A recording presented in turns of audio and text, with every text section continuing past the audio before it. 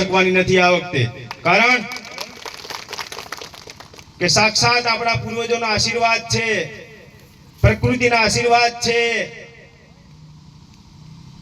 માતાજીના આશીર્વાદ છે અને જનતાનો પ્રતિસાદ અને સમર્થન છે, જેથી કરીને આપણે 100% આપણે આ લોકસભા જંગી બહુમતી લીડથી જીતીએ જ. કહેવા માટે ઘણા બધા શબ્દો છે, બહુ વધારે વાત ન કરતા હું બહુ ટૂંકું અને ટચ બોલવામાં માનું છું. આ જે ચૂંટણી છે એ ચૂંટણી કોઈ ભાજપ કોંગ્રેસ નથી લડતી, કોઈ પ્રભાબેન કે જસવંતસિંહ નથી લડતા. આ દેશની તમામ આવામ, તમામ જનતા આજે લડી રહી છે લોકશાહી બચાવવા માટે. આજે આ દેશનો બેરોજગાર યુવાન આજે આ ચૂંટણી લડી રહ્યો છે. જે માતા બહેનો પર જે અત્યાચાર જુલ્મો થઈ રહ્યા છે, એ માતા બહેનો આજે રણચંડી બનીને યુદ્ધ મેદાનમાં આજે નીકળી પડી છે. આ દેશના અધિકારી કર્મચારીઓ પણ આજે ત્રાહિમામ થઈ ગયા છે. એ અધિકારી કર્મચારીઓ આ ચૂંટણી લડી રહ્યા છે. આ દેશની અંદર જે ગરીબ વર્ગ છે, જે મોંઘવારીથી આજે પીડાઈ રહ્યો છે, મારા ભાઈઓ અને બહેનો, આ ગરીબ અને આ મજૂર વર્ગ આજે આ ચૂંટણી લડી રહ્યો છે. અને આપણું સદભાગ્ય કો કે આપણું અહોભાગ્ય કો, આપણને આટલા એજ્યુકેટેડ, વેલ ક્વોલિફાઈડ આપણને કેન્ડિડેટ ઉમેદવાર મળ્યા છે.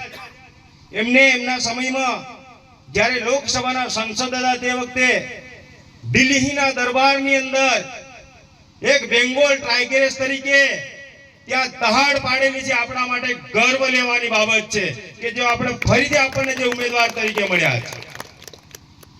અને મેડમ જે છે doctor Prabhaben Taviyad, A down to earth કામ કરનાર નેતા છે. જમીન સાથે સંકળાયેલા છે, જમીન સાથે જોડાયેલા છે.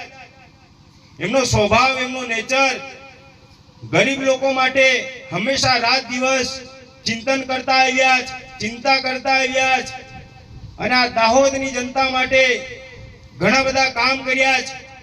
અને ખરેખર જો આ દેશનું જે કોન્સ્ટિટ્યુશન જે છે, જે બંધારણ જે છે, એ બંધારણ બચાવવું હશે તો આપણે બધાએ ખોબલે ને ખોબલે કોંગ્રેસના બટન ઉપર મત આપી અપાવીને આપણા ઉમેદવારને જીતાડવાના છે.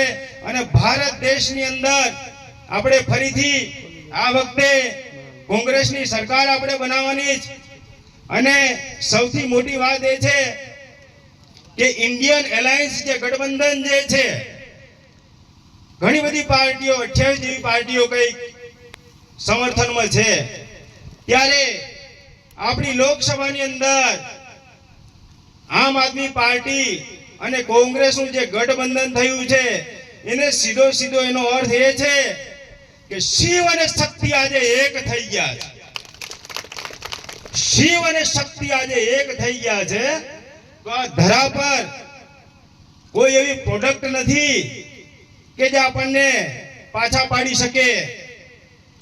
સાથે સાથે ઘણા બધા વક્તાઓ છે.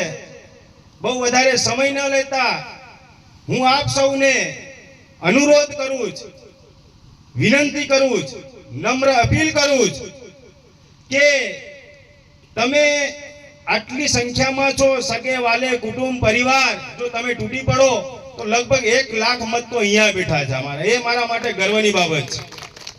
અને મેડમ, આ મારા બધા ટાઈગર યોદ્ધાઓ છે, આ યોદ્ધાઓની ફોજ છે. એટલે બહુ વધારે ન બોલતા શ્રીમતી આદરણીય આપણા લોક લાડીલા ઉમેદવાર એવા ડોક્ટર પ્રભાબેન તાવિયાડની જોડીમાં ખોબલે ખોબલે નહીં પણ પાછી ભરે ભરે વોટે હાલ દેજા આવનાર.